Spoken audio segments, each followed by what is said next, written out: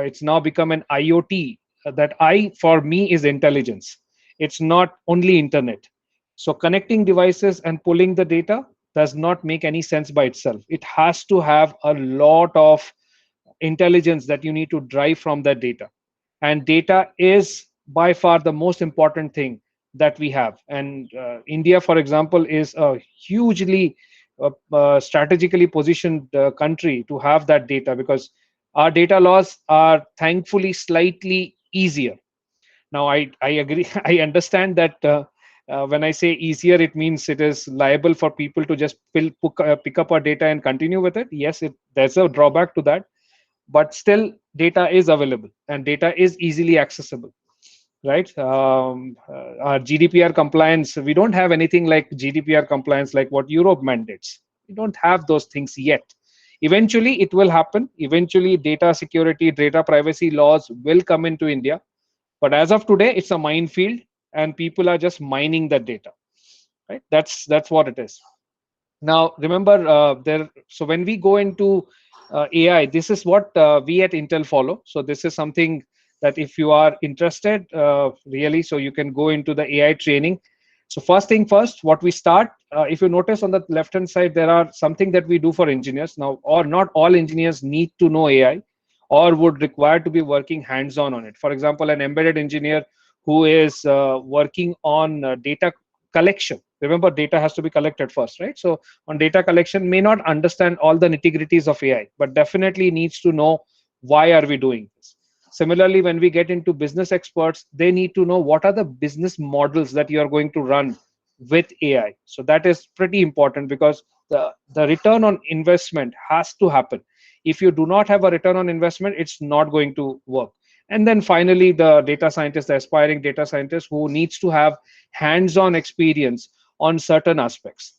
Now, I want to be very clear upfront. So far in India, because my team is spanning across multiple areas, we have people in Poland, we have people in Israel, we have people in PRC, we have people up, and we have people in Taiwan, Japan. Um, India so far is a user of those algorithms. Okay, and we'll talk about some of those algorithms that are available, but we are generally a user of those algorithms, and very, very, very few algorithms are developed out of India, right? So that is definitely one of the asks that I have from CIT and educational institutions in India, to see how we can improve that and see how we can contribute more towards algorithm development. Usage obviously is required, no doubt about it, but development of those algorithms are very, very, very important, right? So coming to the definition, first thing first, data scientist is essentially somebody who can understand a little bit of all, right? So we have programmers, no doubt about it. We have a lot of India is a country which primarily exports software from an IT point of view. So we have fantastic expertise and programming skills in our country. And thanks to educational institutions like you who are contributing to that. We do have math and stat knowledge, no doubt. What we miss today is domain knowledge.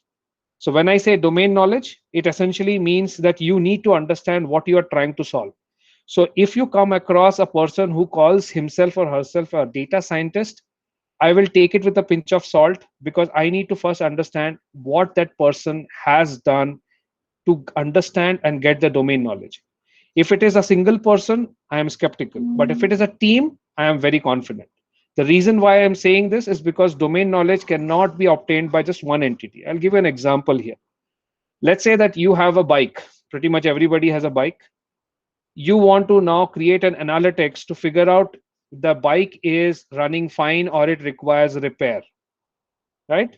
I'm sure a lot of people are interested in understanding what type of repair do I need, and that predictive and prescriptive analysis will come into play. But I'm just saying that, let's say that I want to start a scratch. I have maybe 1,000 odd bikes at CIT. I want to kickstart an activity where I want to figure out that which bike are not normal, right?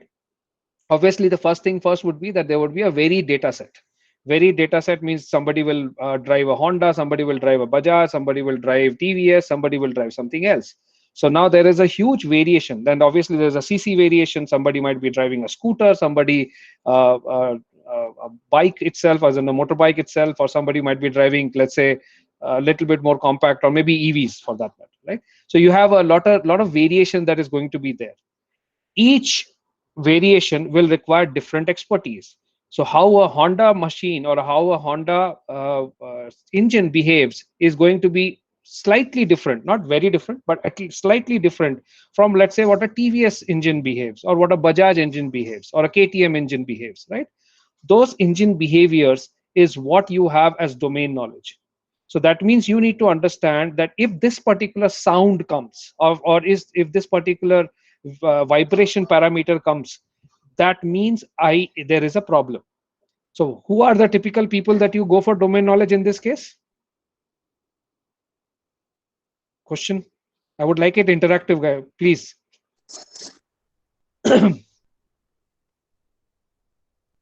automobile industry people. Mechanic. Yes. No, not just the auto. So actually, for Uh, that matter, the people who are, so remember what I started with, right? I started with aftermarket analysis of the vehicle, right? I did not start with vehicle testing at the factory premises. So what happens quite a number of times, that even if, let's say, you contact TVS Motors, or if you contact Bajaj Motors, their engineer may not have an understanding of what happens to the vehicle after 5 years. But the person who understands what is happening with your vehicle after 5 years is a mechanic, the humble mechanic that you might have next to your house. Not everybody has a domain expert, but I am sure you would have seen somebody who would have just revved your bike or revved your vehicle, and would have told you that, oh wait, there is something wrong, right? So that is domain knowledge, and that domain knowledge has to be there with the data scientist. Without that domain knowledge, the value is not coming out. So either it is available as a single person, or it is available across a team, doesn't matter. Right? So coming to the topic next. Now there are multiple things that are there in as part of AI. So AI is not just a simple single entity. There are a lot of things that are there. The first thing first is obviously data. So you are talking about data. The data portion is very tricky. It's not that easy. You will require multiple.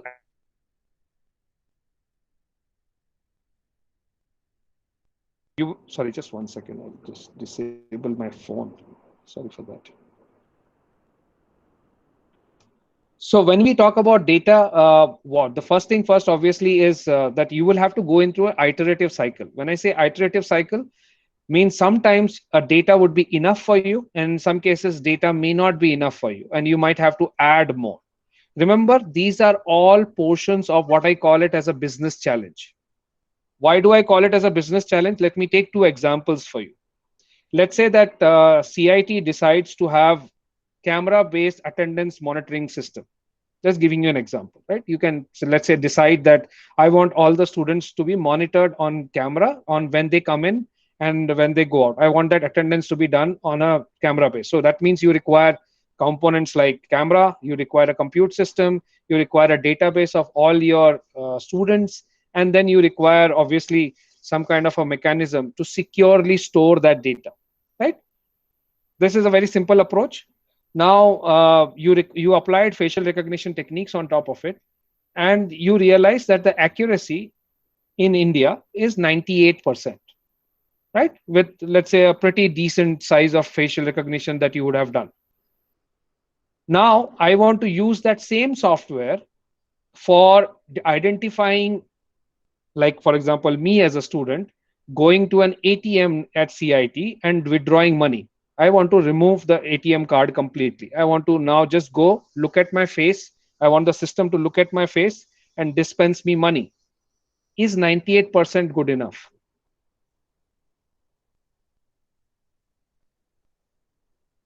Question. Is 98% good enough?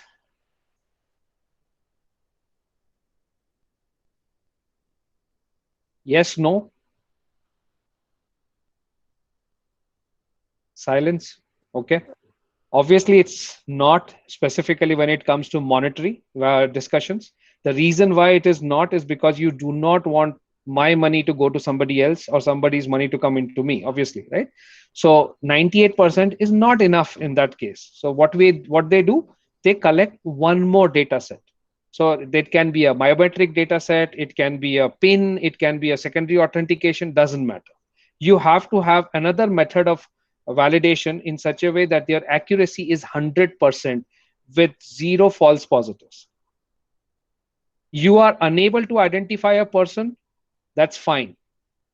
But you cannot have a person being wrongly identified. That's the thing that you have to be careful about when it comes into financial solutions, right? So now remember, the moment I add another data set, it becomes costly or costlier depending upon what type of data set you are bringing in. So let's say that I want contactless money to be dispensed because I don't want to touch anything because of, let's say, COVID, or the new generation of ATMs would not require you to touch anything, right? So obviously I will require another method of picking up the data. So camera, yes, contactless method of picking up the data. Is fingerprint a contactless method?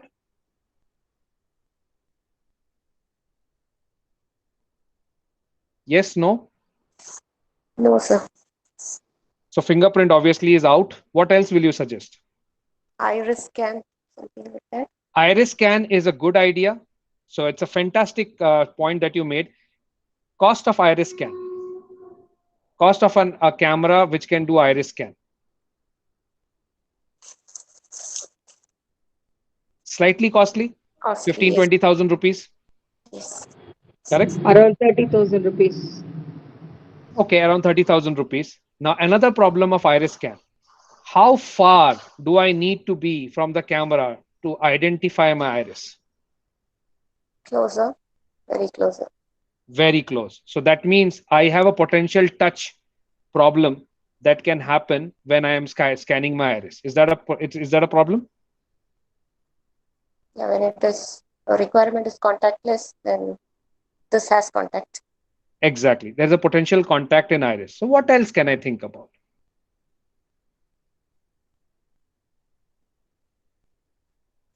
What else?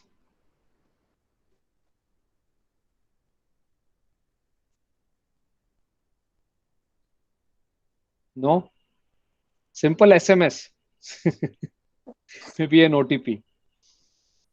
Different methodologies that are there. You can go ahead and do a tangential. There are, in some cases, you can actually go and have a camera with a zoom attached to it to scan your palm. You don't have to touch the camera, but the resolution is so good that you, it's basically looking at a full HD just zoomed on your palm. You bring your hand in front of that particular camera, and that the camera recognizes certain parameters on your palm. It may not be a fingerprint of the thumb, but it can be a overall signature of your palm. So when it is combined together, so overall fingerprinting is also not 100% accurate. It is 99% accurate. But when I combine the two, which is face and fingerprint together, then or palm print together, let's say, then I am at 100% accuracy. And that's something that people are trying out today, right? Which is contactless dispensing of services. Not really money yet, because it's still not proven, but contactless and authenticated services is definitely something that people are working on. Right. So coming back to this particular topic, remember all of those are all related to what I call it as a method of validation or the cost of acquisition of that particular solution. So whatever you are doing, you have to have a business understanding. If you are not doing that, then you will have a solution, no doubt about it, but it will be somewhere in a paper. Now, nothing wrong in it. Obviously, there are certain things that has to remain in a paper. But if you start early and say that, okay, this is what is going to happen. Like, for example, I'll give you a couple of examples that are going to come in. Let's say the example of federated learning. I have a couple of slides in the later part. If I am doing federated learning, it is a slightly difficult problem to solve. Why am I doing federated learning? Any idea? What would be the primary reason why federated learning is something that is coming in?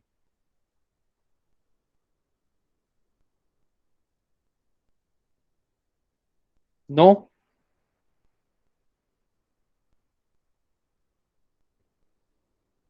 Okay. So Probably the data is yeah, distributed and source is different. Data is distributed, source is different, correct. But why can I not pull the data and keep it in one common location and train with the data? Why do I not do that? Uh, I can save some cost if I can do it on the edge devices or the premises where the data resides. The major problem that is there, definitely that is one of the aspects. Cloud today is pretty cheap. So pulling the data and actually doing that analytics on the cloud is not that costly anymore. But having said that, the reason why it is not federated learning is catching up is mainly because of data privacy reasons. So the federated learning has been touted as one of the most important solutioning specifically for hospitals or medical AI. The reason why it is really important is that, let's say that you want to develop a solution for screening COVID patients. Just giving an example, right? You want to develop a solution for screening COVID patients and you want the X-ray plate of patients across the country. Do you expect each and every hospital to give you those X-ray plates or X-ray images? Maybe not, right? So in that particular scenario, you use federated learning where the data does not leave the premises of that particular organization. Right? So that is one of the primary reason why we are talking about federated learning specifically in case of healthcare. So remember the first thing first, the business understanding is coming in there. The cost of acquiring that data is very high. And hence we have gone ahead and positioned federated learning there because the data have the cost is also time also. So cost can be time or cost can be just the amount of money that you have to pay to acquire that particular data, right? So that's part of the problem. You have to understand that part. Second thing is that you need to understand what is the data itself, right? So an example that I always quote, and I really like this particular example, there is a company called Niramai. I don't know if have you heard of this company, Niramai? No, sir. Okay. So Niramai is an AI company based out of Bangalore, headed by Dr. Geeta, who has tried to completely solve the problem of, I won't say completely, but let's say to a large extent, solve the problem of breast cancer detection. Today, breast cancers are detected using mammography. Each mammography session takes anywhere between 1.5 hours for the whole session to complete, and it costs you quite a lot of money. And obviously, the reason why it takes a lot of money is because the overall setup or the cost of that machine is very high. So what Dr. Geeta did is that let me change the data itself. So obviously you as a person can very easily create a solution by understanding the data. Like for example, you can just take mammography plates or mammography images and then feed those mammography images into an AI model, use somebody who is a radiologist to understand those mammography images, and then just say, okay, fine, I have the data and I can now figure out what are the anomalies that are coming in. But I haven't solved the problem of cost, because as of now, it is still costly to get the mammography images done. So what Niramai did is that they figured out that I can use IR camera instead of a mammography machine to capture potential tumors. Tell me how.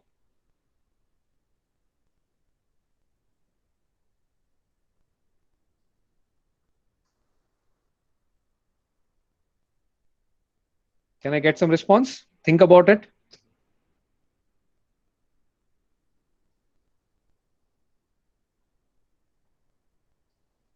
No? Okay. So what happens to a cancer cell versus a tumor cell? Cancer cell acquires blood supply from the neighboring region to grow because it requires food, it requires nutrition to grow. While a benign tumor might not have any blood supply coming into it. So the moment there is something which has a larger blood supply, what will happen in a thermal camera? It will light up because the signature, the temperature signature would be more from the adjoining, sorry, from the adjoining tissue.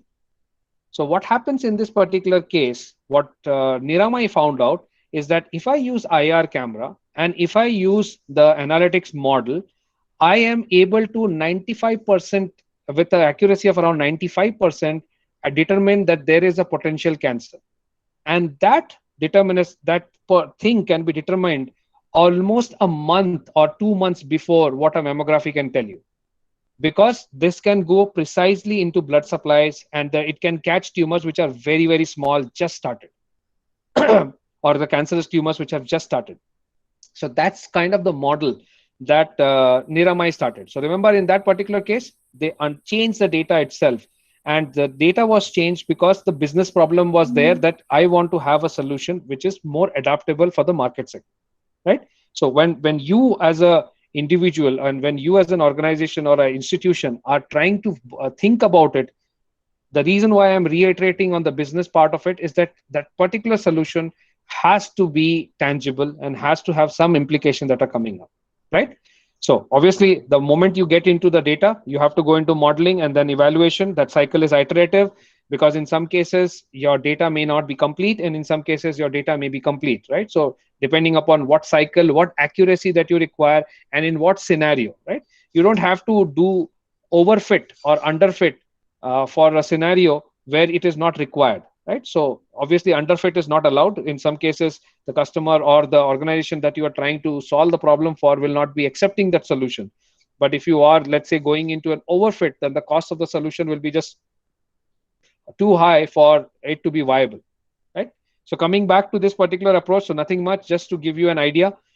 You have the business definition, you have to have everybody onboarded, you have to understand what are the data processes that are there, evaluate, and then obviously do a implementation and test. Every time that we are doing a data implementation, you have to test what you are doing. So if you, the thumb rule that at least we follow in our organization is a 70-30 thumb rule.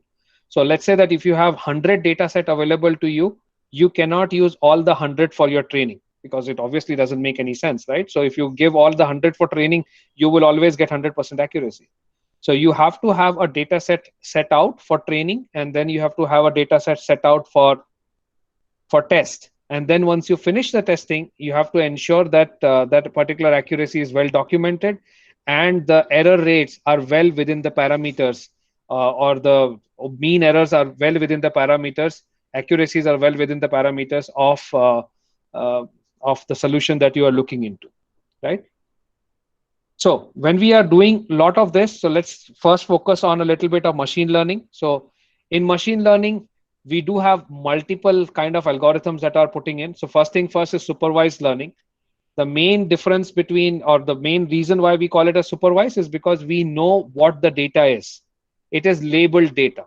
There is somebody who has sat down and told me that this is a cat photo, this is a dog photo, this is a human photo, this is ABCD photo, right? So you have got what we call it as a label, and somebody has done a label around it. So obviously you can do classification, you can do regression, depending upon what type of outcome that you are looking into, or what type of solutioning that you're doing. These are recommendations that you can do. So like, for example, fraud detection is something which is available for pretty much everyone. And I think fraud detection has been around in credit cards or financial for close to 4 to 5 years now, and very good, very, very good. I'm sure you would have done some shopping at festivals, whether it is Diwali, Christmas, anytime that you want to do. And if you suddenly buy something of higher value that you generally do not buy, I am sure you get a call, right? You will get a call the first time, but you will not get a call the second time. The reason, the system has understood that this is your buying behavior. Like, for example, in my household, I do some extra shopping during Diwali. So 15 to 20 days before Diwali, I do buy something for the family. So that means there is a higher purchase that happened. So 4 years back, 5 years back, I got a call. But after that, I never got a call, because they know that this is my pattern, right? So that kind of classification has already been done, and the system has already understood that. Going to the next one, unsupervised learning. So in some cases, you just do not have data, or rather labeled data available to you. In that particular scenario, obviously you need to have a lot of, so this is the case where you have huge amount of data and you can't figure out head and tail out of it. So let's say that if you are trying to figure out or trying to look for clusters where some kind of things are happening together, let's say COVID data, let's say COVID data itself, right? You have COVID data coming in from different areas that are coming in. You would like to figure out where are the clusters. where are the things that are happening, what type of grouping has been done. All of that is unsupervised learning because you didn't get the label earlier. All you have is data coming in raw feed, and now you have to apply methods of dimensionality reduction. The reason why we are doing dimensionality reduction, can you tell me why?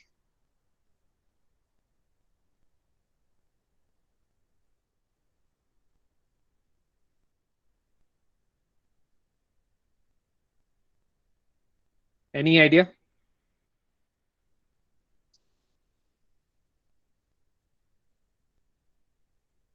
Okay, so dimensionality reduction is essentially reducing your cost of compute, right, and cost of memory at the end of the day. Because the moment you have too many dimensions, remember, that many layers in your algorithm, and if you have that many layers in your algorithm, somewhere you have to be doing it, right? Somewhere you have to use that particular algorithm. So that means you will require that bigger machine to run that algorithm. So I'll give you an example. There is, let's say that when you start the facial recognition, or let's say license plate recognition. Let's take this as a very clear-cut example because I have very good case study there. So you want to now develop a solution of license plate recognition for all the vehicles that are coming in your campus. Let's take this as an example. Are license plate in India standardized?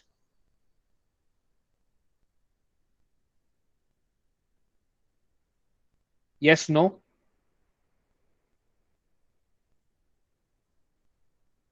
Love participation because then it would be just monologue. I don't like that. Would have really loved to have face-to-face interaction, but let's, because I can't pick and call you guys, so I need help here. Tell me something.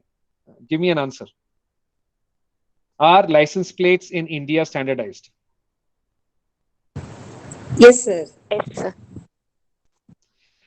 Theoretically, yes. Practically, no. The reason why I'm saying this is because I'm sure you would have seen 8055 written as something else. What is 8055 written as a number?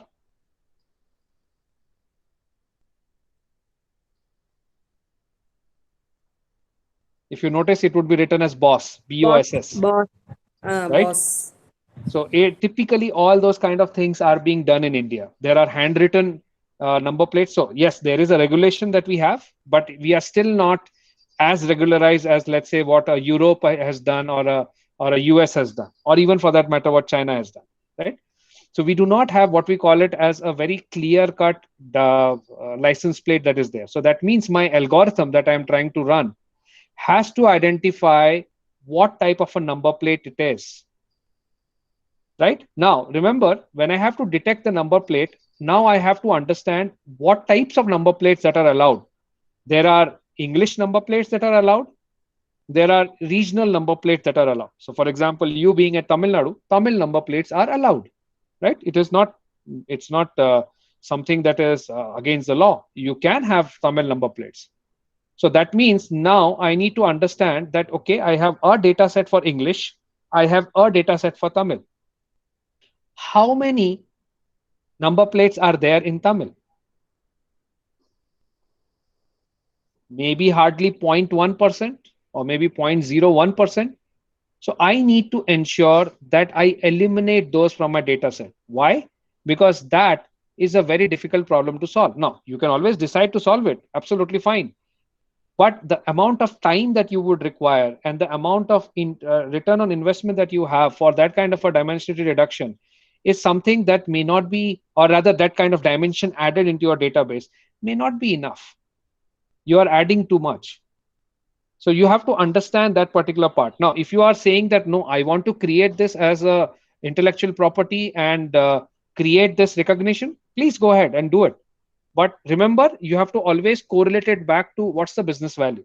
So if you are saying that I am using this technology for license plate recognition to identify written text, great. Then you have a fantastic use case of written text identification. Perfect. You continue with that journey, but understand why you are doing this and why are you mapping this, right? So dimensional reduction is the primary reason why at least we do it, at least in the business side, is to reduce the cost of compute and reduce the cost of overall infrastructure that I require. And then obviously clustering, because that's a place where we find out what are the patterns that are coming in, where are the things which are similar, where are the things that are there that are different. Obviously, the last one, reinforcement learning. We are pretty aware of the AI game that we run today, or the robotic navigation, where the robot is allowed to take certain decisions, but it is given a reward or a so it's a reward versus punishment, or rather positive reward versus negative reward, whichever way to call it, to be given to the AI algorithm to tell that this is the move that you do. Tell me, which is the place that you have seen reinforcement learning? You see it every time in that place. Can you tell me where in a game?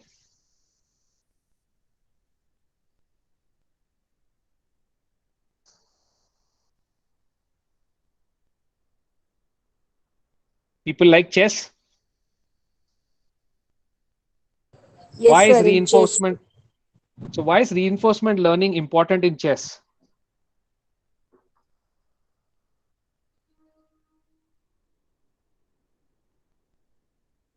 Because the move depends on the other person, whatever move we are going to do, it depends upon the other person's move.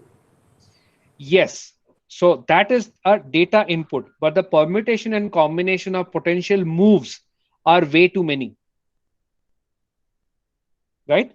So you cannot theoretically validate each and every path.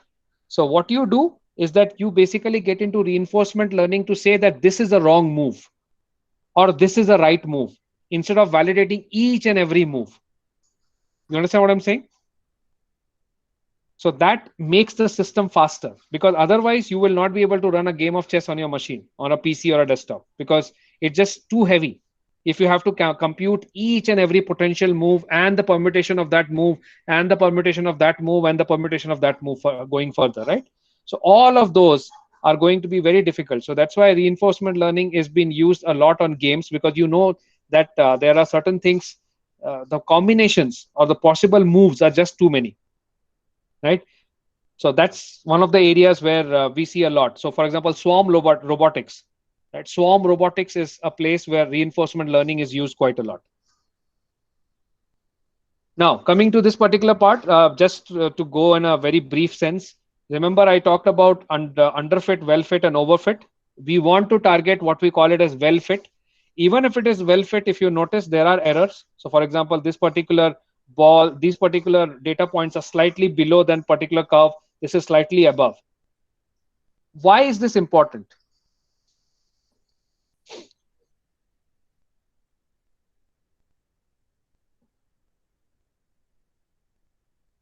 Any idea? We want our predictions to be accurate, sir. Correct. But at what cost? This is a very simple linear curve, right? Or a linear line, which means I can do this compute on a calculator or a microcontroller, right? But the error is very high. But is that good enough for me? Let's say that I am telling you today that you have to create an analytics software or analytics to tell whether your geyser is working fine, right? If your geyser is the let's say that you as a project team, you have been chartered to make remaining life calculation for a geyser. What's the cost of a geyser? 10,000 rupees, roughly 8,000 to 10,000 rupees, 15 liters. Yes. Correct? Yes, sir. Now, can I put a very large computer next to it to tell you that this is the remaining life and it is 98%, 99% accurate? Are you okay with that? Let's say if I tell you that next to that geyser, you will require a 25,000 rupees machine, which will tell you the remaining life of that particular device. Is that okay with you? Maybe not. No. No. Correct? Yeah. So what type of cost structure is okay with you? The thumb rule that we follow in industry is 10%. So if your asset or your product is, let's say, 10,000, thumb rule is that your solution cannot be more than 1,000 rupees. Lower the better. That's a thumb rule that we follow in industry, which essentially means that you will have to choose the well fit or the under fit depending upon the cost of that particular solution. So let's say that if I tell you the remaining life of the geyser with a 95% accuracy or a 90% accuracy, I'm fine with it. It's not that bad because I want the cost of the solution lower. But if I take the same solution and I want to take it to an oil and gas factory, and if I have to tell you that the remaining life of the boiler has to be 90% accurate, will that be acceptable? No, no, sir. Exactly. No, So then in that case, you need to have a slightly better computation and calculation to ensure that your model is 95% or more accurate. Right? So that's the whole concept that you're looking into. So just to recap, you have multiple methods of machine learning. So like I said, there is clustering method. You can see the different clusters on the data set that are coming up. You have different ways of doing it. So for example, in this case, regression, classification, clustering, all of those are standard things that you get into machine learning. Then the next one is obviously deep learning. So there are a lot of deep learning methodologies that are being used. The concept of deep learning obviously is that you want to figure out, or you want the computer to figure out what type of data set is being fed and what type of I would say parameters that it needs to be created. So what are the basic parameters that the system should be looking into? If you are not aware of it, you use deep learning. Remember, the cost of deep learning training is the highest, and that's the reason why we always use a combination of machine learning and deep learning. A very simple approach. I'll give you a couple of examples that we have tried to do specifically in the manufacturing setup, where machine learning and deep learning is used in conjunction to have a better solution together, right? So some of the examples that you would have seen, and obviously a quick one on the reinforcement learning. So we understand that particular part. It's a action and feedback loop around it. So like I said, as a positive in reinforcement or a negative reinforcement in terms of what type of actions that are being done, typically done when you have way too many permutation combination on the approach that are there. One thing first, whenever you're looking at the data, this is something that we have seen multiple number of times, that you feed the data, initial data amount of data that you feed in, you see a fantastic improvement in your overall efficiency, and the performance requirement obviously goes up. But after a period of time, whatever amount of data that you feed in, there is a saturation in the curve. You cannot have anything more than that. So that saturation is something that you have to be careful about, because then you are just not adding any incremental value to that data set. So somewhere you need to stop, and that is something that you need to figure out in terms of what your incremental gains are. And all of this is being done specifically, again, with the, remember, business in mind, because you need to have all of this data stored somewhere, managed somewhere, and all of this data have to be securely kept. So at least in organizations, let's say that your data, which is personal data of all students, student name, age, their residential address, that's a private data, right? You need to ensure that, let's say, like I said, the example that I told you about attendance monitoring, you have to keep the data secure, and that's a cost. It's not that simple. You have to ensure that security patches are regularly applied, that particular system is properly cordoned off, only a few people have access to it. So that means there's a proper IT management that is required. Even though it's a small cost, but it is still a cost, and it's a recurring cost. So you'll have to continue to do that cost till you maintain or manage that data set, right? So that is one of the reasons why you have to take a call on when to drop the data, on how much of the data needs to be dropped. Right? Now, coming to this example, now this particular table is last year, so there would be a little bit of few things that would have been added. This is the recommendation that we have. Now, again, this is a recommendation. It is not something that you need to follow. So, for example, if you're looking at image recognition, there are a lot of models that are there. So, for example, ResNet is there. You have DenseNet, Inception. There are so many of those models which are available. The one that is being used today, a lot of my startups, for example, are using Detectron. It's been published from Stanford. You can go ahead and look at Detectron 2, which has been launched, I believe, 6 months back. And you can use, and the accuracy of that particular model, for specifically when you want to do defect identification, is very good, very, very good. In fact, The accuracies in general, if I'm looking at ResNet and other things, they are for industrial. Let's say that you want to do industrial part inspection, right? You have been given a responsibility to Coimbatore is a textile belt, right? So let's say that you are given an example of finding out textile defect. So you as CIT create a working group where you want to get problem statements of the textile factories nearby your area, and those textile factories come back and tell you that I have 4 challenges. 4 challenges can be that I would like to figure out if there is double stitch or a stitch being skipped, if there is let's say a thread over thread kind of a problem that has happened, if there is paint spillage, or sorry, color spillage that has happened, so let's say there's a color bleed that has happened, or there is something else, a tone part of the cloth that is being fed. Those are practical challenges, right? And why are those practical challenges? Because if those challenges are there, the end customer who is buying that product may reject that part, right? Or there can be extra cutting that is required by the whole sheet is not usable. So there is a lot of loss that is there, and those kind of detections are very well done with Detectron, right? So coming and remember, these are all floating point based. The reason why you are doing floating point is mainly because of accuracy. You can decide to reduce your floating point to FP16, for example, but remember the part, FP16 obviously takes less compute cycles or lesser memory to compute, and as compared to FP32. So no doubt about it. But remember the cost, right? So you have to understand the accuracy and cost mix. The next one, going forward a little bit on image segmentation, on even language modeling, some of the object detection. These are again, like I said, recommendation on what exactly that can be done. So this is again some of the FP32 parts. This is again a little bit more on. So I'm sure you would have heard about YOLO. Have you tried anything on YOLO by any chance at your institution?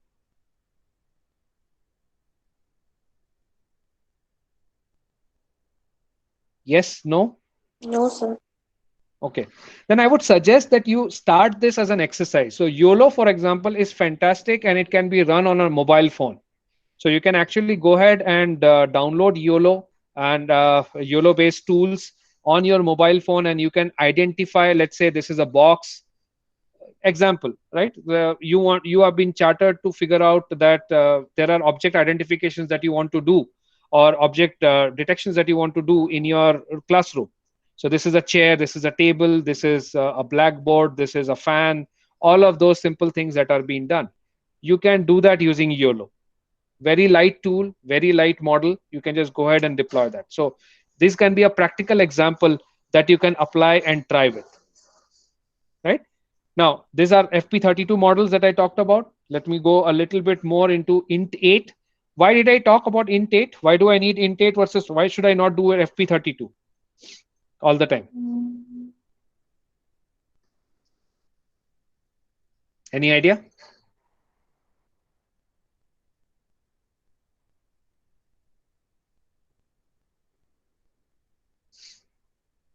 Remember again the cost. Like I told you earlier, FP32 floating point 32 instruction set is a costly affair if I have to design it in a silicon, right? The number of compute or the amount of memory that I required or the algorithm that I require is a lot of cycles that have to be there in that. So remember, in any of this kind of an operation, int8 or int2 or int4 reduces your memory requirement and your compute cycle requirement. So that's something that people are working on. The new age research is being done to see how you can reduce your overall inference data set. So can I do an inference using int4? Can I do your inference using int8 or int2 for that matter? Those kind of, I would say, research work is happening today, specifically on reducing the overall cost of compute or overall cost of inference. And that automatically implies what will be done at the edge, right? Because these are the deployments that happen right at the edge. Like, for example, let's say that natural language or language translation I want to do. I know a little bit about, let's say that I understand Hindi, Bengali, Marathi, but I don't understand Tamil, right? And English is obviously something that I understand, but I don't understand Tamil. So if I want to now create a language translation tool which hears Tamil and tells me that this is the outcome in English, right? What type of a device is possible for me to carry? Do you expect me to carry a big computer along with me all the time? Or would you like me to carry a handheld device? Handheld device. So that means handheld device have to be small. Why it has to be small? Because of the heat that it generates, correct? Any compute requires heat or battery power or all of that particular combination. So that means if I have to have a handheld device, the compute has to be smaller because everything is power, right? So the moment you do any compute, you require certain power. Like our brain functioning requires food. Similarly, any embedded compute that you're looking into will require power to be fed in. So you have to ensure that it is as small as possible. So for example, today, let's say you have two suppliers. One supplier, both of them are handheld. One supplier says that my battery life is only 3 hours, while the other supplier says that my battery life is 7 days. Which one will you buy?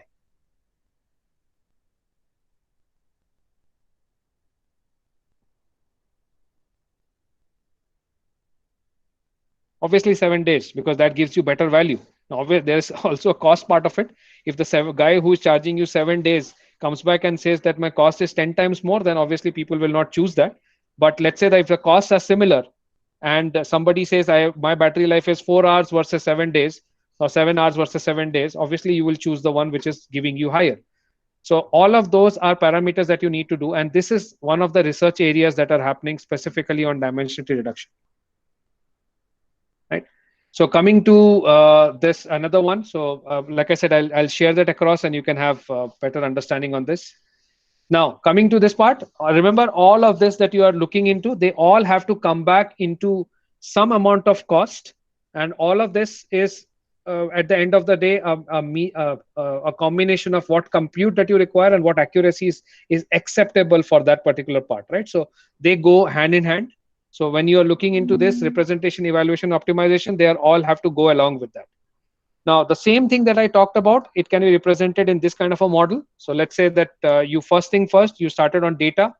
You went into, so once you got the data, you understood what is the information that is sitting inside it, right? So like I said, there are different methods that you applied, like clustering you can do unsupervised learning to kind of understand and structure the data set.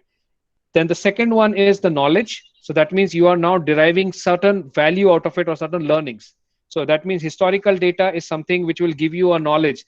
Like, for example, weather prediction.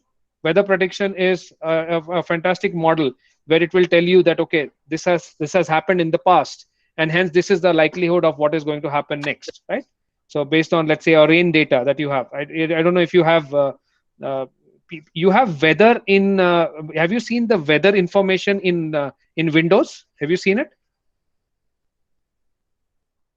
I'm sure you all have Windows 10. Have you seen Windows 10 weather the app that is there? Yes, sir. Widget that you have, right? Yes. What type of data do you get in that? Does it tell you that it had rained in the last 30, the possibility of rain 3 times in 30 days over the last 20 years? Okay, does it show you that? If you notice, just notice that particular part. That is knowledge, or that is something that has happened over the past regression data. Now, the moment you have that, the second one is wisdom. Now, wisdom essentially means that now you are giving me actionable targets.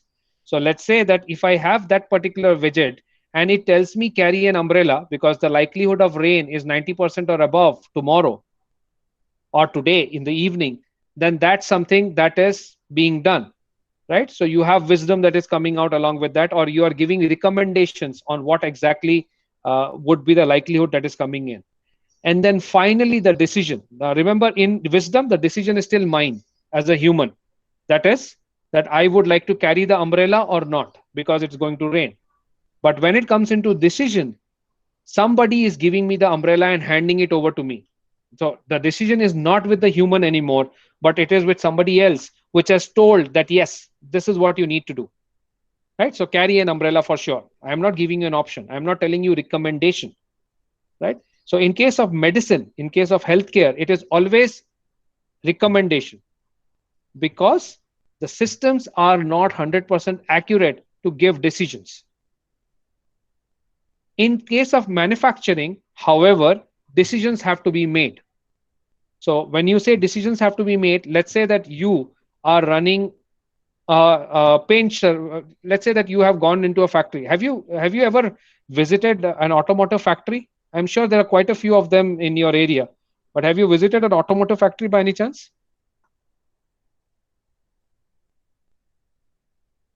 Myself, no, sir. But if you have an option, please, I would recommend you to have a please visit it. I'm sure there are a lot of those organizations. Maybe not during COVID; it will be difficult now.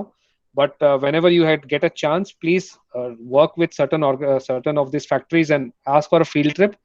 You will know that the paint line, specifically the paint line, is completely automated, which means decisions are being made on what corrections needs to be done on the paint line itself at real time, right? So that means that, let's say that your paint line is moving at 3 or 4 meters per minute. It's slow, yes, but it's not that slow either. So if you're running at 3 to 4 meters per minute, you have to have continuous line movement. And in the continuous line movement, if there are certain failures that are seen, like for example, if you load a particular type of a box or a particular type of a line, or let's say that you load white, you're painting white right now, and then you load black, you know very well that it is a possibility of that extra white being deposited on the black paint. That's wisdom. You know that, right? So that means you know that color bleed does happen, right? Or there are, let's say, temperature cycle not being managed or maintained properly. So let's say that you have to do a baking of 250 degrees and then you have to do a cooling. And only after cooling is when you can start the paint. If you do the cooling, if you don't do the cooling properly, then you will have bubbles in your paint, which is what we call it as orange peel, right? So that's again a wisdom. You know very well that if you don't do this cycle, that is what is going to happen. So the PLC does the decision on and programs the best cooling cycle automatically. Or the PLC automatically figures out that, okay, you have a black to be painted after the white. I need to allow the nozzle of that particular paint to be cleared up. So I will fire few cycles of paint in the air just like that, because I do not want that white to be deposited on the black. This is decision, right? These are actionable decisions that are being done based on your previous wisdom. So I would really recommend that you go ahead and have a look at it, right? Coming to the last one, what's the time right now? Okay, so I have one more up. Good. So this is something that we have seen right now. So you have the business understanding, analytics approach, you have the data gathering that is there, data preparation. Remember, there are a lot of tools that are available. So for example, in this particular case, you can use SQL, you can use a lot of other tools that are available. Python can be used, so for example, Grafana can be used to represent the data. So this can be used by Grafana, for example, just for you to have a look at it. All of those different tools or open source tools are available today. I would want you to try it out, right? Just try it out and see how things are moving, because without trying, you will have what I call it as only superficial knowledge, right? So let's say this is an example of what we try to do, at least in my group, the data extraction. So in this particular case, we use a little bit of tools. So SQL is being used. There is Power BI that we use. Excel file can always be used. So a lot of those things can be done and utilized. Like I said, there are plethora of tools that are available. You can just go ahead and have those tools being brought out. You have to combine the data. You have to normalize the data. Without normalizing the data, your system will, your whole calculation will go haywire, right? Similarly, in terms of data preparation, right? So this is something that you will have to look at. So this is the place where you will normalize the data, you will filter the data, you will fill the missing data that is required.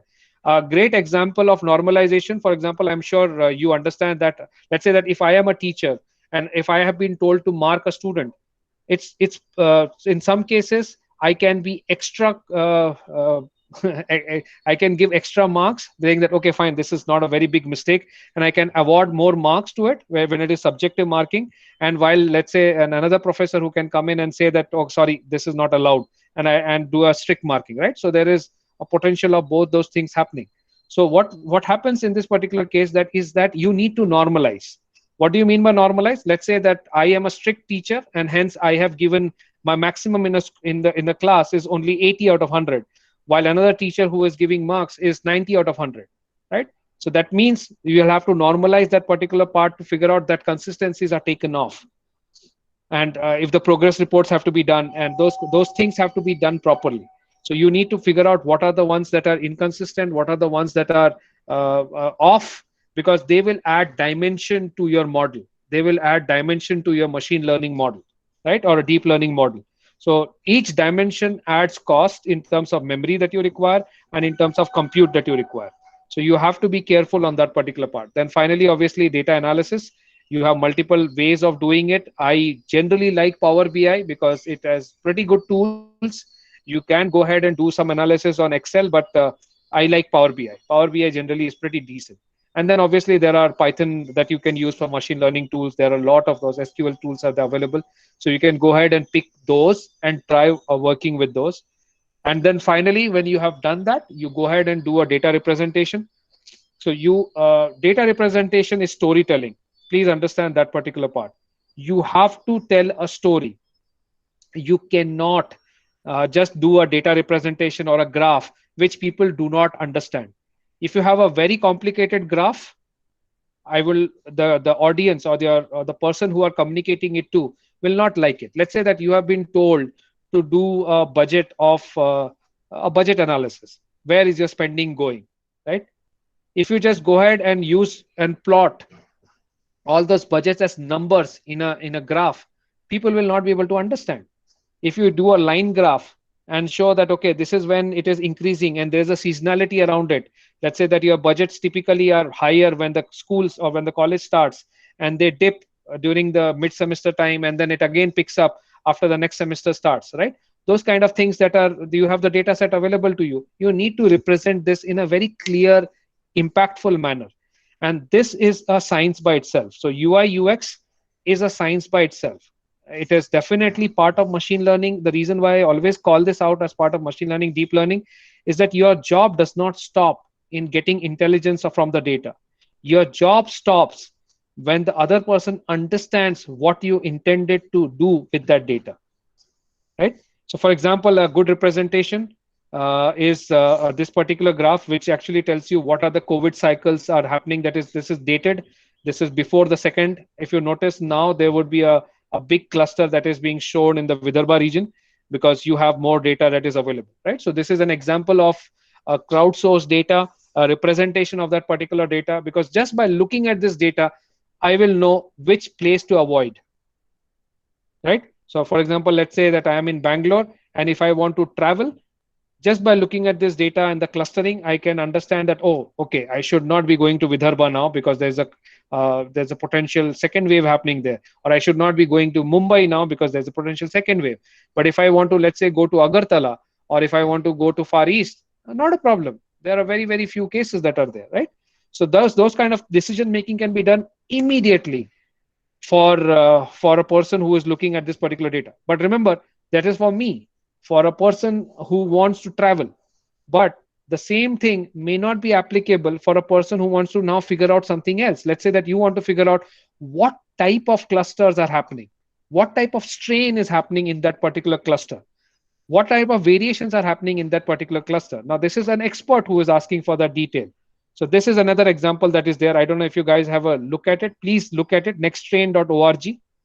You can just go ahead and look at this one. Very good representation of data, specifically in terms of number of COVID strains, number of mutations that has happened, the amount of mutation that has happened. So for example, Vidarbha has 5 mutations that they are showing today in the data set. There are quite a lot of mutations that are being shown. You can just go ahead and have a look at it. Anybody had a chance to look at this data set before? Nexttrain.org.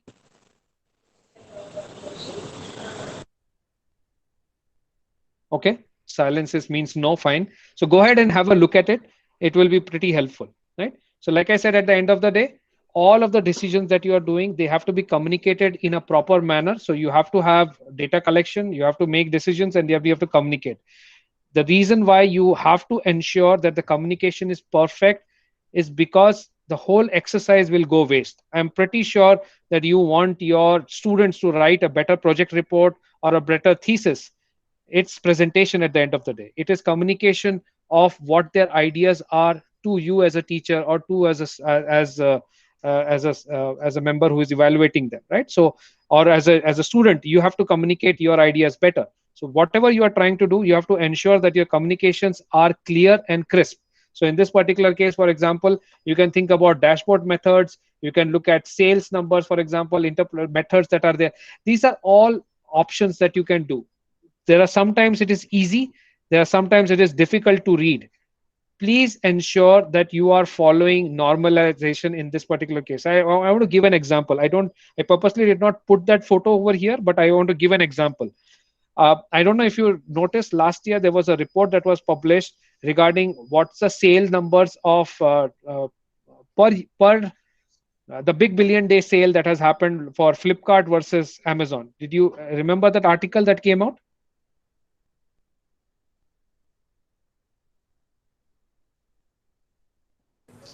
No, No? sir. No? Okay. So there were two graphs shown. Okay. One was shown for Amazon, amount of sales that have happened. And then there was a graph that was shown on Flipkart on the amount of sale that has happened. The graphs looked different. Flipkart graph was longer than Amazon graph. It looked like that at one glance. But if you notice deeper down, you would see that the base of that graph was shifted. What do you mean by base of the graph? It was not started from zero. It started from around number of transactions. So instead of starting from zero, it started from somewhere else.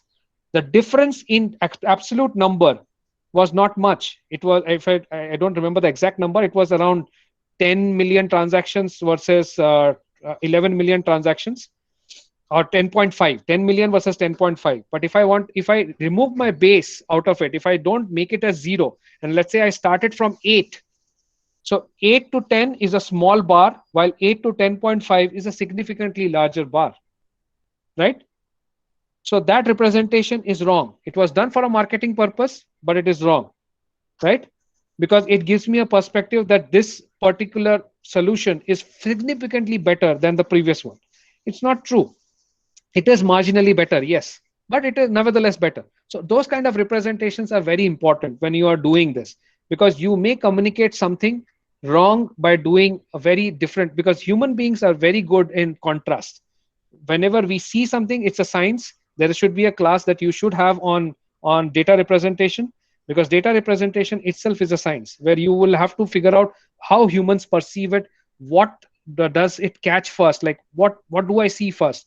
So contrast is something that I see first, right? So if you are giving a comparison, contrast has to be put in place. It cannot be same color. It has to be in different format. So those are something that you have to follow and do it. And like I said, UI UX is a science by itself, and there are a lot of those work that is happening. Now coming to the last one, or rather few more slides that I have. So in this case, like I said, federated learning. Obviously the parameters that are there, you have parameter server, you have different places where the data is residing. The concept of federated learning is to ensure that you are doing the data analysis at the particular node itself, instead of sending all of that data to the aggregator. Because the moment you are sending all of the data to the aggregator, you have gone back to the previous approach of doing things, right? So you're not adding any new value. But in this particular case, what you are doing is that you are putting and using the data there itself. There are a lot of problems that are there with federated learning.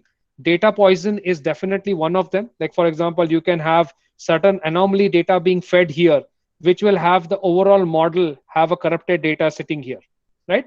So those kind of data poison is potentially possible in federated learning when you are looking at a very large data, like which data to trust. Because remember, all of these models are there. Let's say that you have asked 100 of your students to do federated learning, and one student is cheating.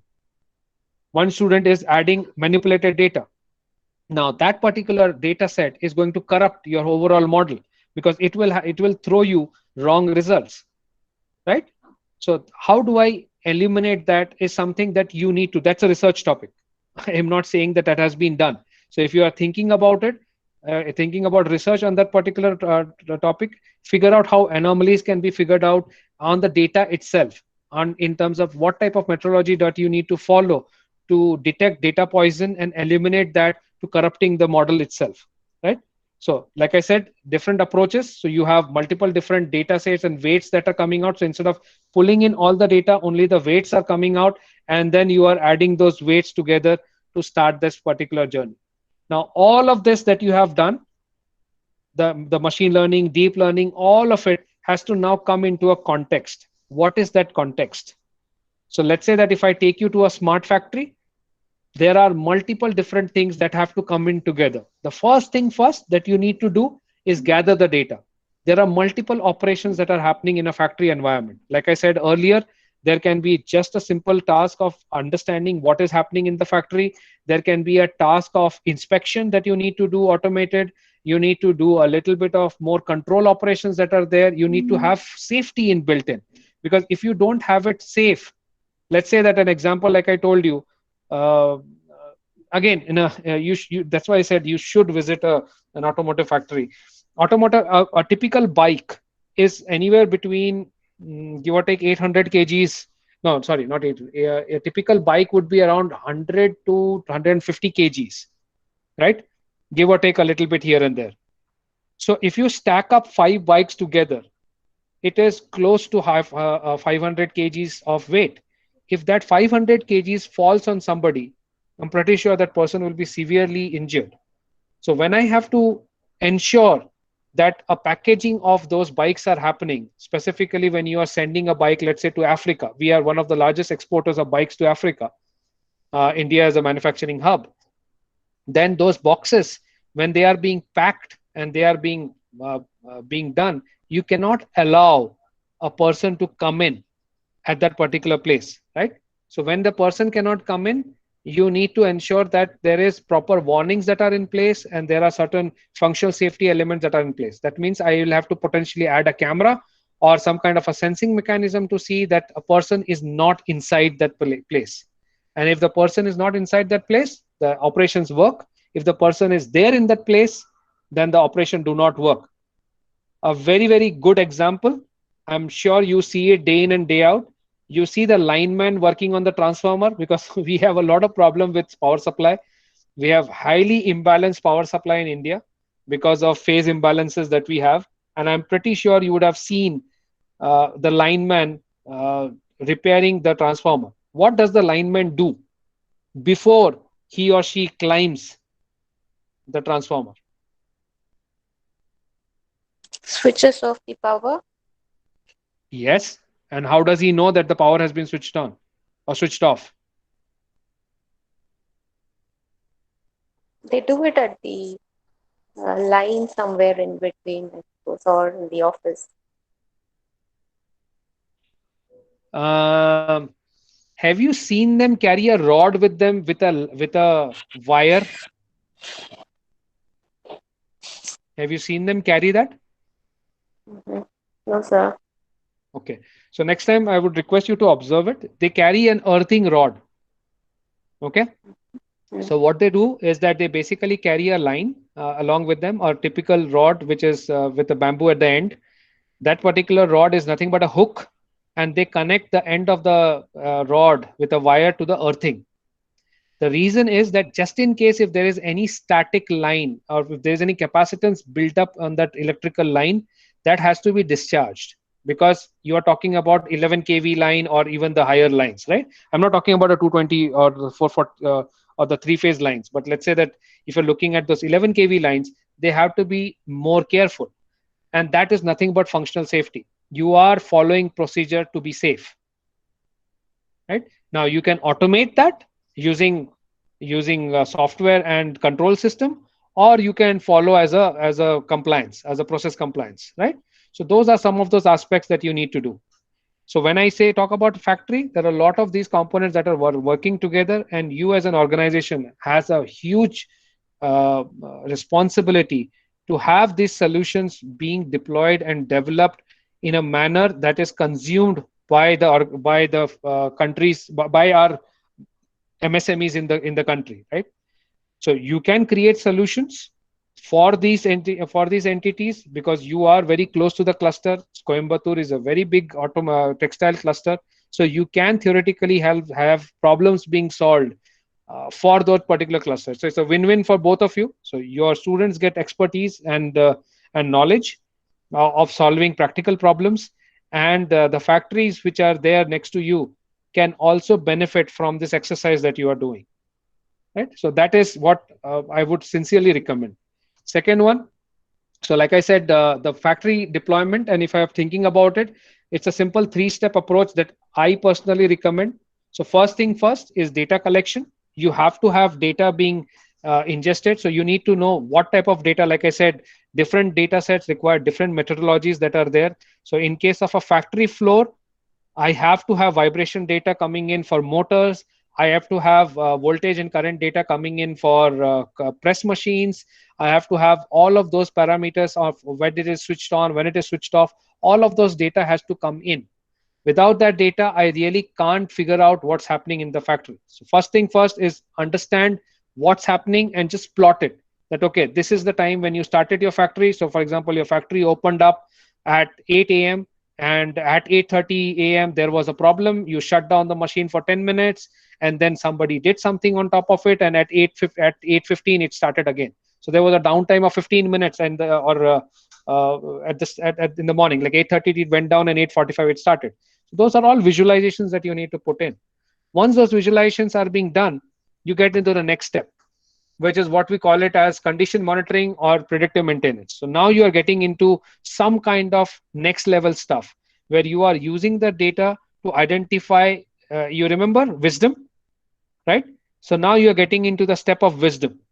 So in this particular case, you have identified and understood that this is what is potentially happening. Let's say that I have identified that the machine always have a downtime of 15 minutes when you start the machine. Always. If you have identified that particular thing, you know that this particular pattern can be eliminated by process compliance. Maybe the fact worker is not loading the machine properly, maybe the worker is not operating the machine properly, or maybe there is something else that we need to be doing to have that. Those insights come over a period of time, depending upon what your repair logs are, what are your service logs are. So you have to have now map the data along with service logs to give the right recommendation, right? So now we are talking about not just predictive maintenance, we are getting into prescriptive maintenance, where we are basically saying that, okay, this is what you need to be doing, or this is what the activity that you need to be doing. So a lot of prescriptive maintenance are being done specifically in this particular area. Automation is not yet very prevalent in India as it is prevalent in China or as it is prevalent in Europe. I would say the major factor for that is cost of human manpower. The reason why it is being not that well in India is, like I said, the business problem, because the cost of human labor is cheap in India. You can still get away paying a person 12,000, 15,000 a month as a worker, while in case of China or in case of Europe, that particular person have to be paid more. Obviously, China is more than India, no doubt, but it's still not as high as Europe. So that's why you would see more automation being seen in European countries or in developed countries because of cost of the labor. And then obviously, finally, it comes down to India. So India definitely is right now in stage 1 and stage 2. So if I have to look into Industry 4.0, I have to break it down into these particular 3 steps. One is sense, think, and act. So India is, I would say, trying to get into sense. There are some organizations which are already in think. That means they have understood what type of solutions, what type of predictive maintenance they need to be doing. And then there are very, very, very few. I can name them. Like there are very few who are in the automation phase, right? So, but having said that, it is changing. And it is changing pretty rapidly because of COVID. COVID accelerated this because of workforce problem that happened in 2020. A lot of migrant workers did not come to work or travel back home and did not return. So that means there was a cost of training for each of those workers that were there. And hence, a lot of people are looking to do automation. Not all of them, but few of them are definitely looking for automation. So this is an example of one such automation. So I just want to show you a video No, I don't think audio is required. I'll just disable the audio right now. Is it visible?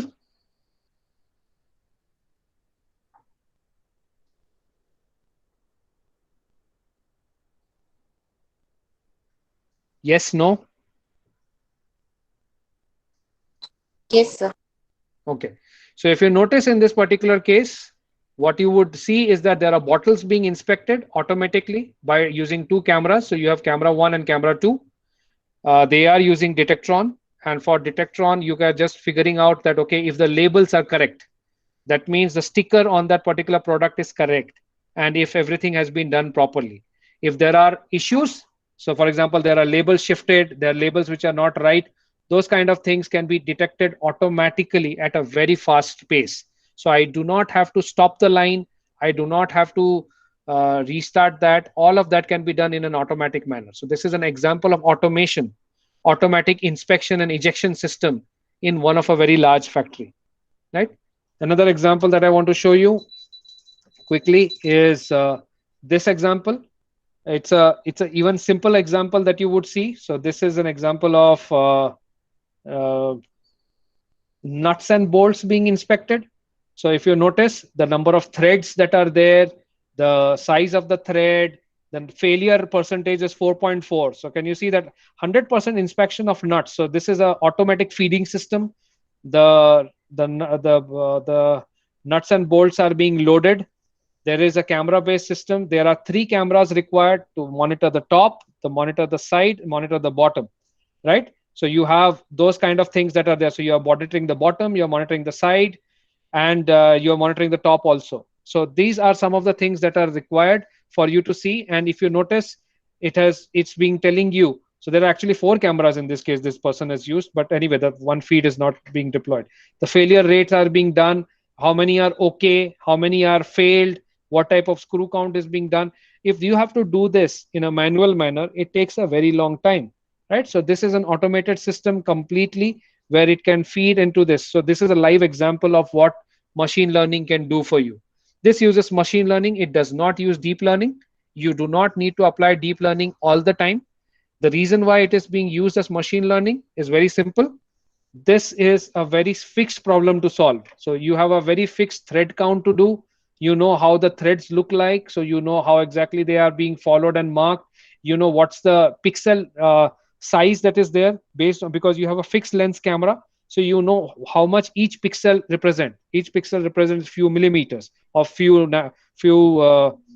hundred of a millimeter or whatever that is, right? Based on the size, distance that you have. Based on that, you can figure out this is the length, this is the width, this is the number of teeth that are there, and if there is a problem that is there, right? All of those can be validated and checked by using fixed method here, and hence it is a machine learning tool, not deep learning being deployed. While in the previous one, it is deep learning deployed. Why? Can you tell me why?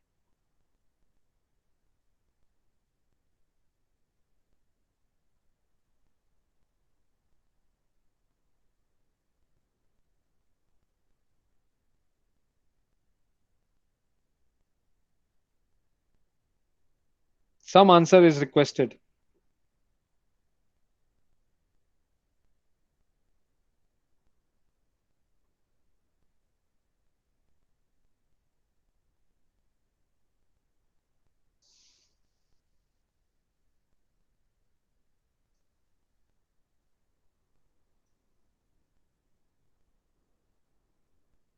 Silence. Okay. Just think about it. And I would like question answers because we have good time left. I can go over more slides and pull up more details that doesn't make sense. I would like. I have practical knowledge, so if you are really keen on it, let me know what type of information that you're looking at. Let me see if I can provide that to you. But in this case, can you tell me why?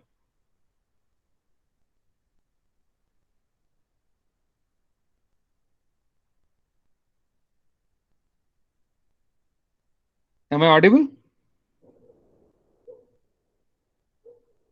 Hello.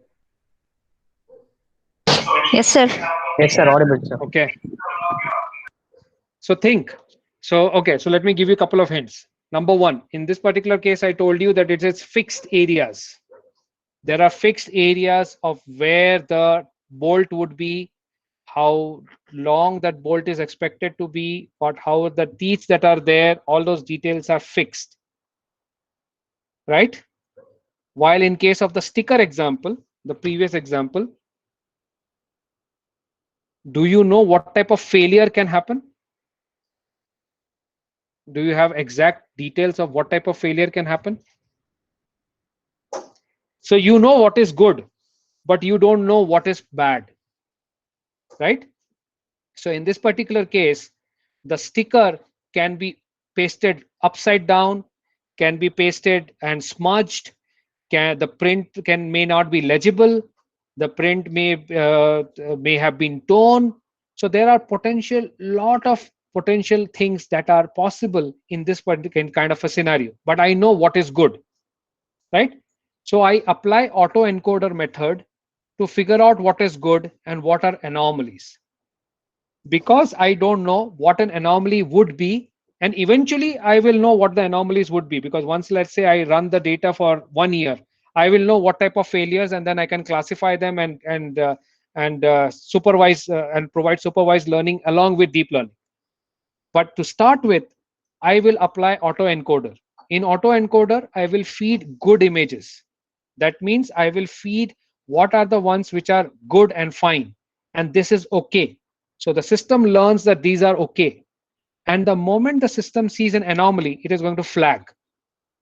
Let's say that if I give you an example in which, let's say, the sticker, if it is pasted plus minus 1 degree, is okay. But when I gave the system, the autoencoder, 100 samples, and those 100 samples were perfectly pasted sticker, there was no error in the sticking process, not even a variation in that. The moment I tell you and I feed you the 101th box in the system, because it is a plus minus 1% potential error allowed on or other plus minus 1% rotation in the sticker, the autoencoder will flag an anomaly. It will say this is an anomaly, right? It is not something which was previously normal.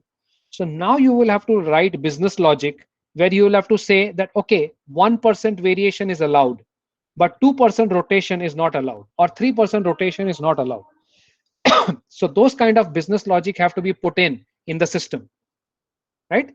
So and eventually over a period of time, your system will become so smart that it would be supervised feedback that have to be put in, and your compute will become that much more simpler to do. You don't have to have a very large deep learning model. You would have reduced the dimensionalities, you would have reduced the number of neural networks that are involved in it, and you would have finally brought it down to a very simple system. So like I said, license plate recognition that I gave you as an example, if you start license plate recognition solution, you and for specifically for India, you would have anywhere between 7 to 8 layers, right? And if you have to do license plate recognition for standardized license plates, specifically in Europe and US, you have 4 layers, just simple 4 layers, while India requires 8 layers. So it's double. That means that the amount of compute that I require, it's 2 raised to power 4. It's actually an exponential number that you have to put in because of the permutation and combination. Now, what you have done is, like I said, dimensionality reduction. You would have over a period of time said that, okay, this number plate is not that I want to recognize.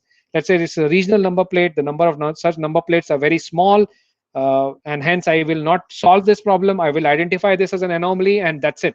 I will not identify it. Right? I will just say that I will not classify it. I will identify this as an anomaly, but I will not classify it. So that is fine. So you will have to put in an identification bucket or a classification bucket based on what your requirements are and accordingly do it. So in this particular case, the customer can ask for classification later, saying that, okay, I would like to figure out if, let's say, there are 10 defects identified over a period of 3 months. What are those 10 defects? What's the frequency of those 10 defects? Are they having any time-bound operation? Like, for example, this happens only in the morning, like dust happens mainly in the afternoon, or it happens mainly in the evening. Maybe you are next to the road. Maybe your air filters needs to be changed. Maybe you need to put something else there so that this kind of dust does not happen. So those seasonalities are something that you can figure out and do it, right? So those data sets are those knowledge bases is what you need to create over a period of time, and this is all what is there. And you can apply different models for that. Like I told you at the start, you have the floating point of models that are there, or you have the int8 models that are there. Depending upon what your requirements are, you can just go ahead and apply those models and try it. But you have to try it. There is no getting away from that part. You have to try it, and you have to figure out which model makes most sense. You will have to do a combination. You will have to do so sometimes you might have to just apply one methodology to clean up the image. There have to be another methodology, for example, to apply and classify the image. All of those things you will have to do, right? Or clean up the data, or plug the missing data in between. All of those methodology that you have to do, and figure that out. So this is what in nutshell that is there. So remember, at the end of the day, there are way too many tools that are available. So obviously, like I told you earlier, there are way too many tools that you can think about. There are a lot of those that are available, so you can go ahead and use those. So for example, you have PyTorch, you have TensorFlow, you have Intel analytics tool also available. So if you are interested in that, you can just go ahead and do it. You can go ahead and look at some proprietary methods of doing it. And then obviously, like I said, there is Grafana, one of the very nice tools available for free visualization. You can just go ahead, or you can use some of the better ones that are there. So this is an example of all the tools that you can see in a nutshell, right? So obviously, at the end of the day, you can go ahead and do this all by yourself, or you can go ahead and do this using some tool, some community tools that are available. So the one that I wanted to quickly show you is this. So let me just show you something. So this is what is available from Intel point of view. So if you are interested, I would like you to just go ahead and do that. Like for example, there is a multi-camera detection of social distancing, right? So you can just go ahead and click on it. You will figure out that this is based on Python. This is the target operating system that you require. You feed the camera, and it will tell you the distance between, let's say, a student A versus student B, right? And if the distance is less than 6 meter, 2 meters, or less than 6 feet, it will flag, right? So if that is the case that you want to do, you can just go ahead and download that. So you can just go ahead and install this. You have the code available. You know how to run it. All the instructions are there. Like for example, these two people, they are very close to each other. The distance and all of those can be calculated and told. And then, like I said, Grafana is being used to visualize it. This bonding boxes that are being done on top of it, all of those you can do. So InfluxDB can be used for the database. Different methodologies that are there. This is, like I said, told you, the UI UX that you are thinking about in terms of what type of variations that have happened at what time. So if there are people who are coming in, you know that potentially if there's a large crowd coming in, the chances of those violations are higher, while if you have less crowd coming in, the chances of violations are lower, right? So those kind of dashboarding are there. You can just go ahead and download this. So you have to click configure and download, and you have the whole code, whole tool chain, everything available to you for you to experiment. So if you are really wanting your students to learn and train, or if something that you want to think about, you can do this. So I'll paste the link and to you separately, and you can have a look at it. So this is what I had in a nutshell to just show you. A few more slides, but I want to now get into more Q&A. So I'll stop presentation, and then I would like to more get into Q&A portion here.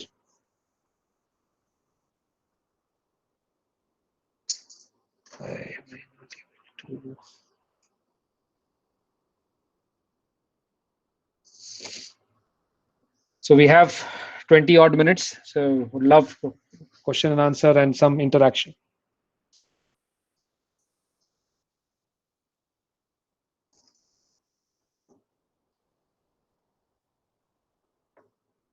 Sorry, I wasn't able to read your messages because I was in full screen mode, so difficult for me to do that. But I'm seeing that yes, there were some responses in that. But you can go ahead and have a chat.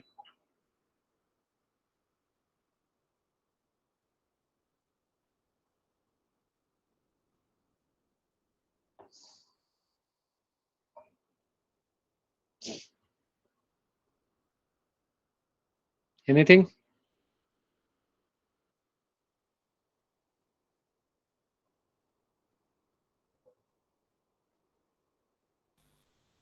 Participants, if you have any queries, you can ask your questions to Amit sir.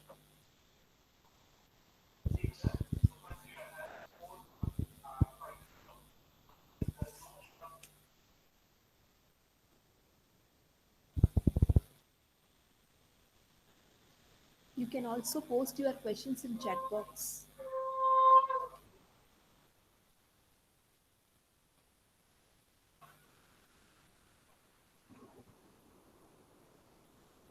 Thank you, Dr. Dharamlingam, for your comment, but I would want your questions. Thank you for the feedback, but I really would love to have questions. But it gives me a feeling that then you have understood it, right? Otherwise, like I said, it's a monologue. Sir, I am Krishna Kumar calling from Jansen's Institute of Technologies at Coimbatore district. Mm-hmm. Sir, actually, with the help of our students, we actually participated in Vishwakarma Awards. It is one of the AICTE contest. Mm-hmm. In that, we actually taken the task of segregating the waste, so which is to be done in the smart cities, and we had gone until the conventional level of the Vishwakarma Awards.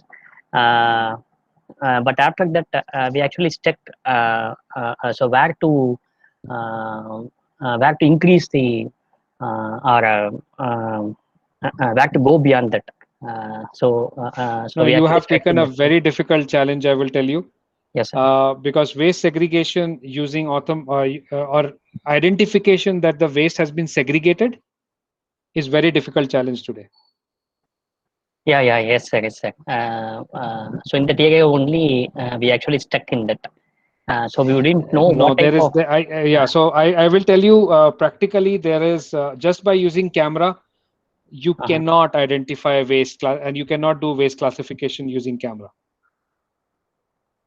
Yeah, sir. The thing is, we actually put down 3 type of sensor to identify wet waste, dry waste, and other type of waste. Mm-hmm. But practically within a second, the different type of waste get mixed.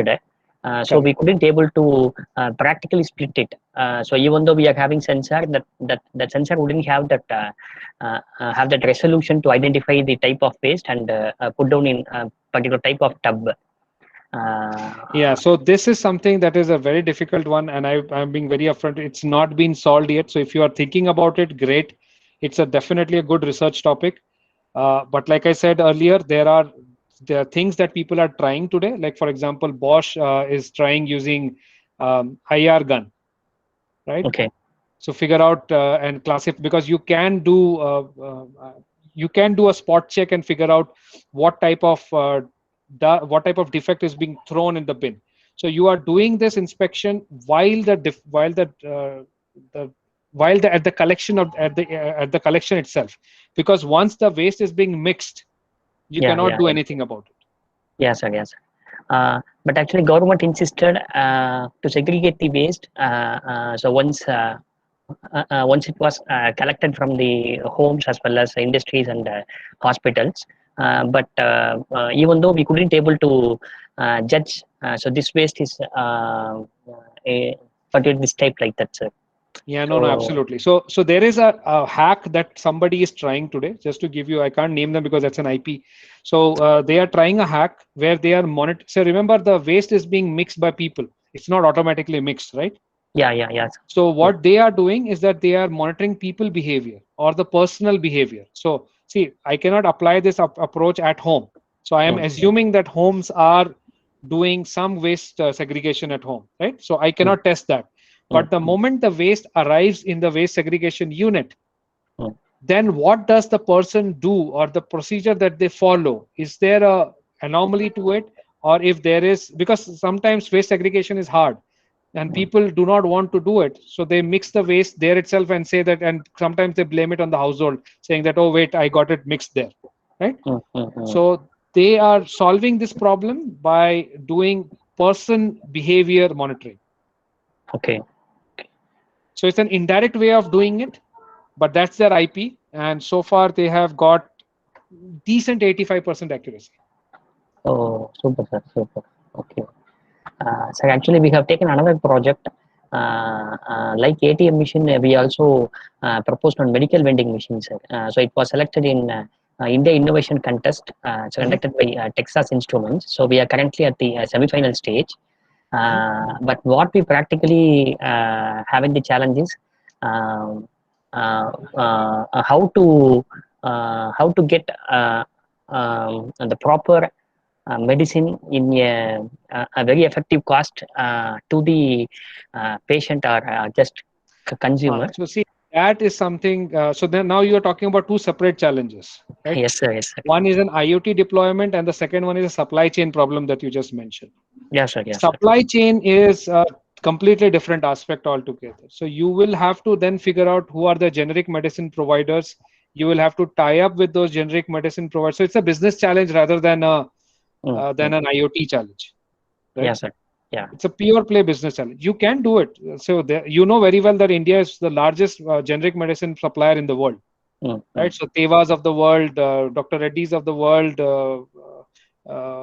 Mylan, or those kind of names that are available in India, they are generic medicine suppliers. So Teva is one of the very large ones. It's an Israel company based out in India, which does a lot of generic medicines. So you will have to tie back with them and see if you can create an automated supply chain. It's a very good problem to solve, and there are a lot of people who are already doing it. They are using blockchain for this right now, where what you are doing is you are doing an automatic order placement. So let's say that your vending machine, you have figured out that paracetamol is going low. I'm just giving an example. Let's say that in your vending machine, you have figured out paracetamol is going low. You have identified that out of the 100 vending machines that are in Coimbatore, paracetamol is low. And hence you will have to make a placement order. So that order is consolidated, sent to the retailer or the one or the distributor or wholesale distributor of Teva, because Teva will not take direct orders. They will connect you to the wholesale distributor. Wholesale distributor has a negotiated price. That negotiated price is automatically communicated to you using your smart contract, and that smart contract is executed. The person ships that unit, receives into your last mile distribution center. The last mile distribution center depalletizes the product.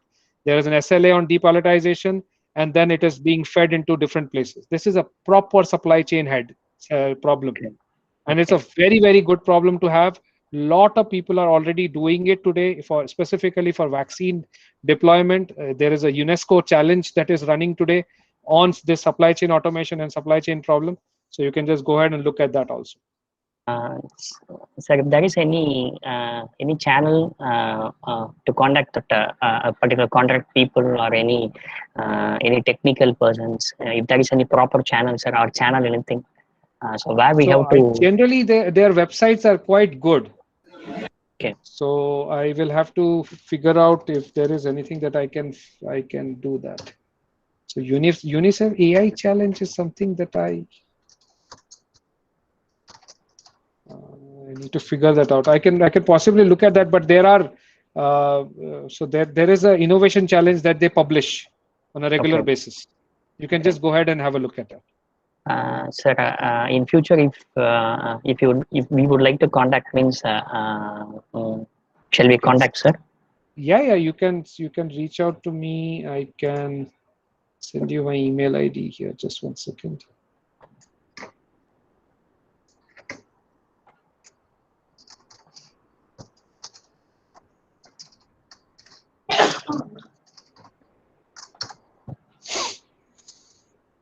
Yes, sir. Thank you. I got your mail ID. Okay. Anything else? Thank you, sir. Thanks, Krishna, for that. But I would like others to also ask if there are. Yes, yes, sure. Thank you, sir. Thank you. Thanks.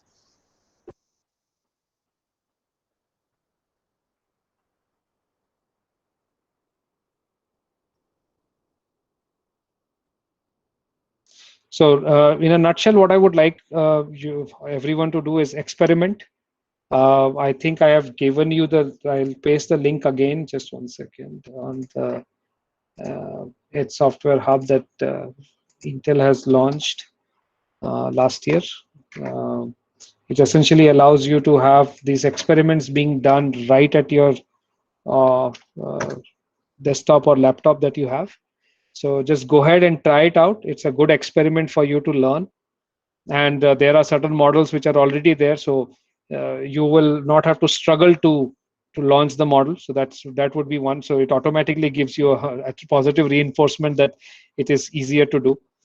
And then once you get more and more involved, obviously it's going to get more and more difficult, and then you will have to apply more and more techniques, and sometimes you might have to also have to do hard coding or hand optimization of models. So those kind of things have to be done eventually, but at least to start with, you can go ahead and apply those techniques.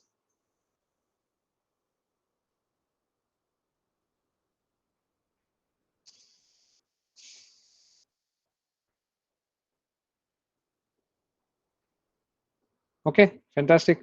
A quiet audience. I'll give you one feedback on that. I would have really liked it to be more interactive, but that's fine. That's it from my side. Thank you, sir. Thank you. Thank you. So on behalf of If there are anything else, please reach out to me or reach out to Madam, and then we can try and see how exactly we can solve or reply back to you. Sir, again, Krishna Kumar, sir. Shall we Yes. have our PPT, sir? Yeah, I'll email it to Madam, and she can then distribute it. Yes, thank you. Thank you. Yeah.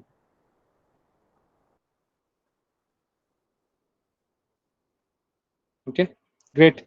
Thank you again, everyone, and have a great day and a safe, healthy life. That's how I'll put it. Everyone has to be just safe. Yes, Thank wish you, you the sir. same, sir. Thank you. Thank you. Thank you, sir.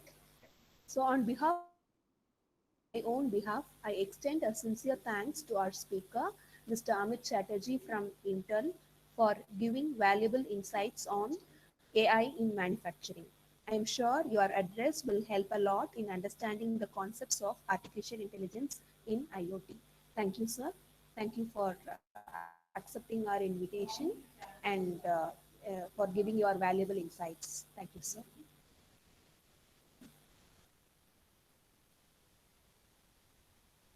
Friends, your next session starts by 12:30 p.m. Please log in by 12:20 p.m. Your attendance link and feedback form link is given in chat box, and it is given in our WhatsApp group also. Please fill the forms at the earliest. Thank you all. Thank you, sir.